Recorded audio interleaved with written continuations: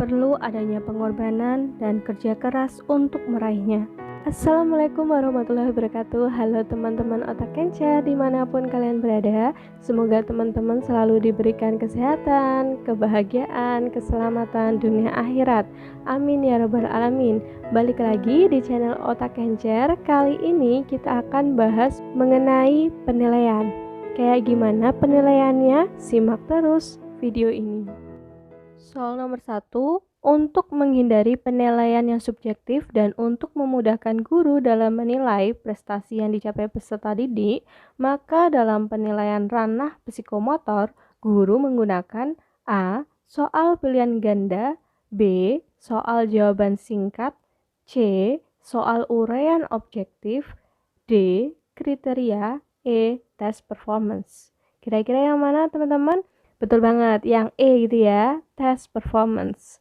Pembahasannya, penilaian hasil belajar psikomotor itu dapat dilakukan dengan tes performance atas keterampilan yang dikuasai peserta didik dengan cara mengamati kegiatan peserta didik. Contohnya kegiatan di laboratorium, praktik sholat, praktik olahraga. Bisa ya teman-teman? Oke, kita coba lagi di soal nomor 2. Untuk memperoleh penilaian hasil belajar yang baik meliputi ranah apa aja gitu ya. A. Kepribadian, kognitif, afektif. B. Kognitif, kepribadian, psikomotor. C. Afektif, kognitif, mental. D. Kognitif, psikomotor, afektif. E. Psikomotor, kognitif, minat.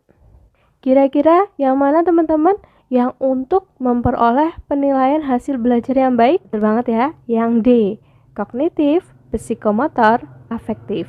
Pembahasannya, ranah kognitif adalah ranah yang mencakup kegiatan mental atau otak. Sedangkan ranah psikomotor adalah ranah yang meliputi kompetensi melakukan pekerjaan dengan melibatkan anggota badan serta kompetensi yang berkaitan dengan gerakan fisik atau motoriknya. Selanjutnya ada ranah afektif, adalah ranah yang berkaitan dengan sikap dan nilai. Betul banget. Bisa ya teman-teman? Di bawah ini merupakan ciri penilaian kelas. Yang A, penentuan tujuan tes, penyusunan kisi-kisi tes, penulisan soal, penelaahan soal, perakitan soal, analisis soal. Yang B, penyusunan kisi-kisi tes, penulisan kartu soal, penelaahan soal, perakitan soal, penyajian tes, scoring, pelaporan hasil tes. Yang C, belajar tuntas, penilaian otentik, berkesinambungan, berdasarkan acuan norma, menggunakan berbagai teknik dan instrumen penilaian. Option D, belajar tuntas, penilaian otentik, berkesinambungan, berdasarkan acuan kriteria, menggunakan berbagai teknik dan instrumen penilaian. Yang E, tes tertulis, tes lisan, tes praktik atau tes kinerja, tugas proyek, portofolio. Kira-kira yang mana teman-teman ciri penilaian kelas? Mantap, betul banget, yang D gitu ya. Pembahasannya, penilaian kelas merupakan proses pengumpulan dan penggunaan informasi oleh guru melalui sejumlah bukti untuk membuat keputusan tentang pencapaian hasil belajar atau kompetensi siswa. Ciri penilaian kelas yaitu belajar tuntas, otentik, berkesinambungan, berdasarkan acuan kriteria, menggunakan berbagai cara dan alat penilaian. Bisa ya teman-teman? Oke, kita lanjut lagi di soal nomor 4. Penilaian merupakan salah satu proses penting. Prinsip penilaian yang harus dipedomani adalah penilaian tersebut harus dilaksanakan secara A. Sahih atau valid, adil, terbuka, bermakna, menyeluruh, terpadu, berkesinambungan, objektif, efisien dan efektif, sistematis, akuntabel. Yang B, terbuka, bermakna, adil, sahih atau valid, efisien dan efektif, menyeluruh, terpadu, akuntabel, menggunakan acuan norma. Yang C, sahih atau valid, adil, terbuka, bermakna, objektif dan efisien, berkesinambungan, terpadu, menyeluruh. Option D, terbuka, adil, bermakna, menyeluruh, objektif, efisien dan efektif, terpadu, berkesinambungan, adil. Yang E, sahih atau valid, adil, terbuka, bermakna, menyeluruh, berkesinambungan, terpadu, sistematis, menggunakan acuan kriteria akuntabel. Kira-kira yang mana teman-teman? Hati-hati, ini prinsipnya agak-agak mirip ya tiap optionnya. Jangan sampai terkecoh kayak gitu ya. Berarti yang E, betul, mantap banget. Prinsip-prinsip penilaian yang harus dipedomani itu tuh harus dilaksanakan secara sahih atau valid, adil, terbuka, bermakna, menyeluruh, berkesinambungan, terpadu, sistematis, menggunakan acuan kriteria dan akuntabel. Bisa ya teman-teman dipahami? Oke, tetap stay tune di channel Otak Kencer ini karena kita akan upload videonya tiap harinya. Jadi pantengin terus gitu ya, jangan sampai ada yang terlewat. Kita coba lagi soal kelima, ini adalah soal terakhir teman-teman. Kita lanjut ya. Penilaian diatur dalam Permendiknas RI nomor A. Permendiknas RI nomor 16 tahun 2007, B. Permendiknas RI nomor 20 tahun 2007, C. Permendiknas RI nomor 41 tahun 2007, D. Permendiknas RI nomor 13 tahun 2007, E. Permendiknas RI nomor 19 tahun 2007. Hati-hati teman-teman, ini Permendiknasnya tahunnya sama semua. Yang berbeda hanya nomornya gitu ya. Untuk penilaian diatur dalam betul yang B. Permendiknas RI nomor 20 tahun 2007.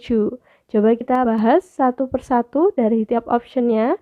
Yang A itu Permendiknas RI nomor 16 tahun 2007 itu membahas tentang standar kualifikasi akademik dan kompetensi guru.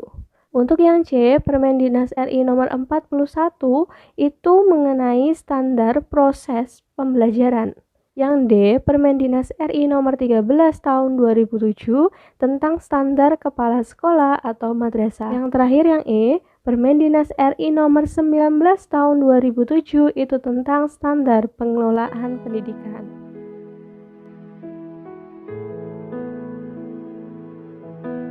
Di ruang media tersedia berbagai macam media yang sudah berdebu dan agak usang.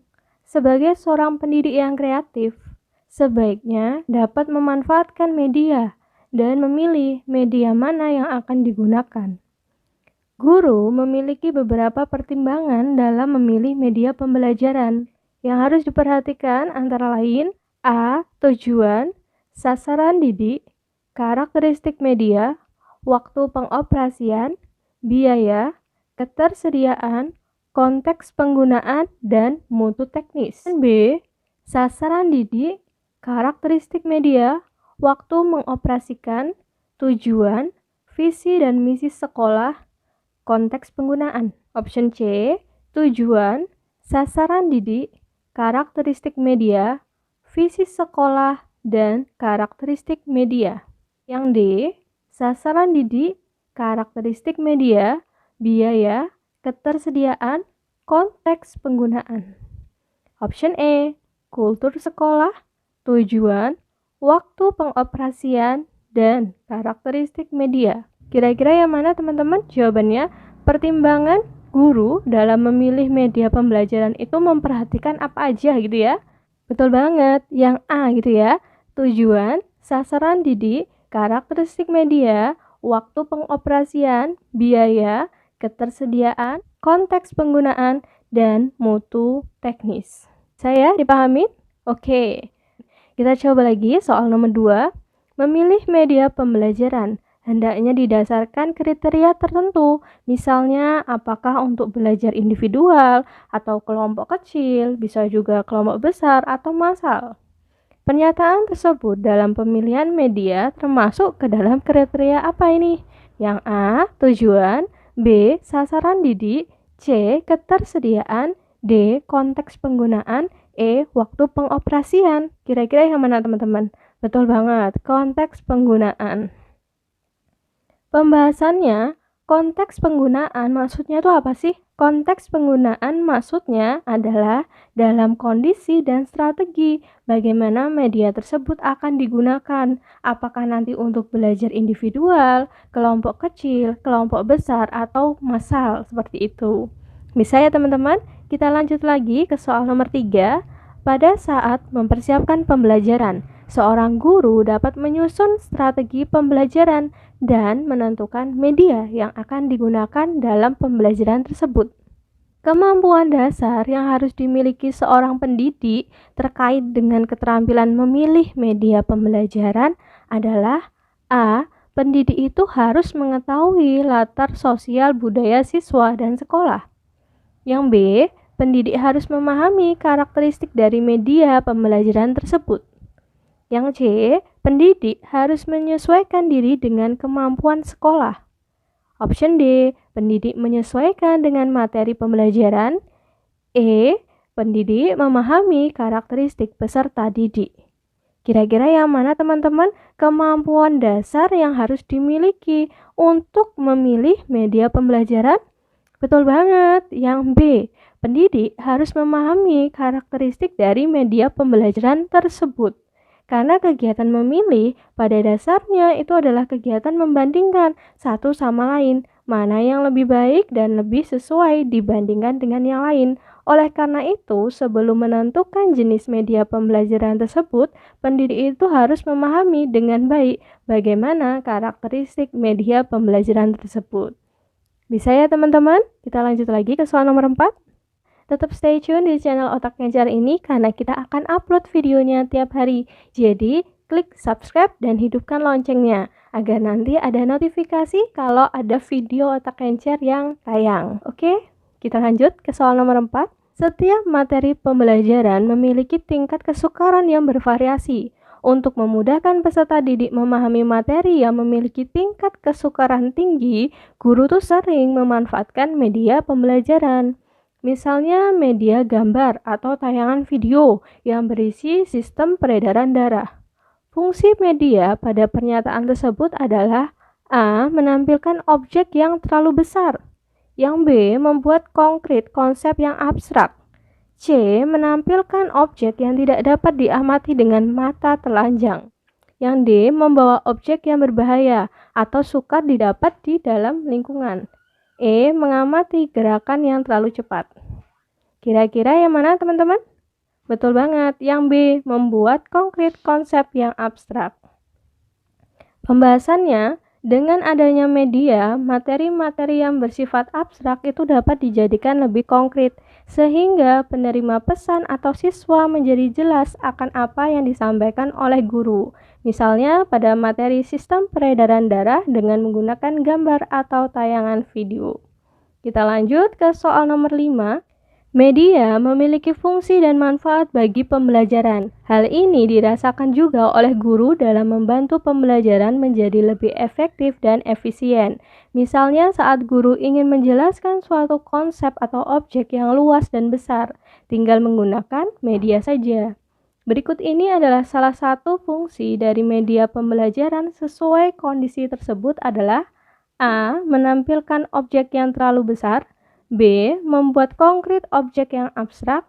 C. Menampilkan objek yang tidak dapat diamati dengan mata telanjang. D. Membawa objek yang berbahaya atau sukar didapat di dalam lingkungan. E. Mengamati gerakan yang terlalu cepat. Kira-kira yang mana teman-teman? Betul banget, yang A. Menampilkan objek yang terlalu besar. Pembahasannya, fungsi media untuk menampilkan objek yang terlalu besar akan mampu membantu melihat bagian per bagian dengan lebih detail, misalnya pada pembelajaran fisika atau geografi yang harus menjelaskan tentang bumi. Akan tidak mungkin melihat keseluruhan bumi, bahkan bagian tertentu dari bumi.